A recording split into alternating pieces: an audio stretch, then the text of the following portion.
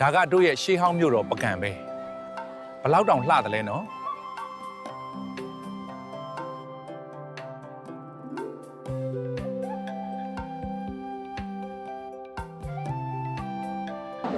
မင်္ဂလာပါခင်ဗျာကျွန်တော်တို့ပကံမြို့ဟောင်းကိုရောက်ရှိနေပါပြီ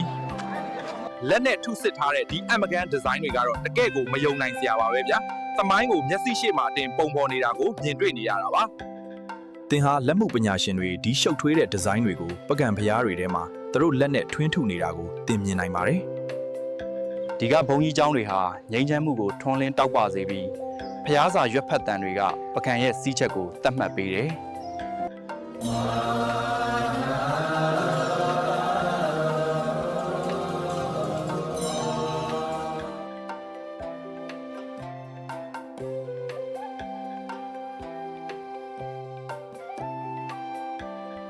ရွှေရောင်အင်ပါယာရဲ့အမျော်အမြင်ကြီးမားတဲ့ခေါင်းဆောင်အနော်ရထမင်းကြီးနဲ့တွေ့ဆုံခွင့်ရတာဂုဏ်ယူမိပါတယ်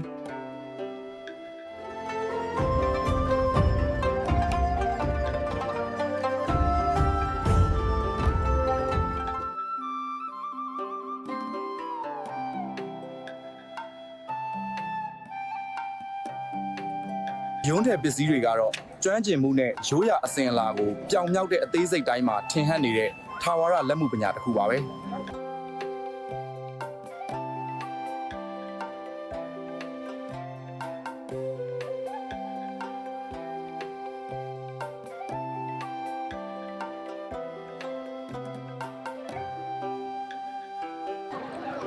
အရာဝတီမျက်နှာ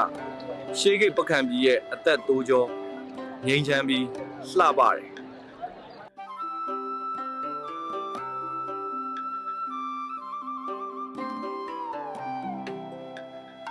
အံ့ဩစရာတွေနဲ့သမိုင်းတွေပြည့်နှက်နေတဲ့နေ့လေးတစ်နေ့ပေါ့နောက်တစ်ခါပြန်တွေ့ကြမယ်ဆက်ပြီးစူးစမ်းရှာဖွေလိုက်ပါနောက်ထပ်ဗီဒီယိုတွေအတွက် like and share လုပ်ပေးပါဦးကျေးဇူးတင်ပါတယ်ဝေါ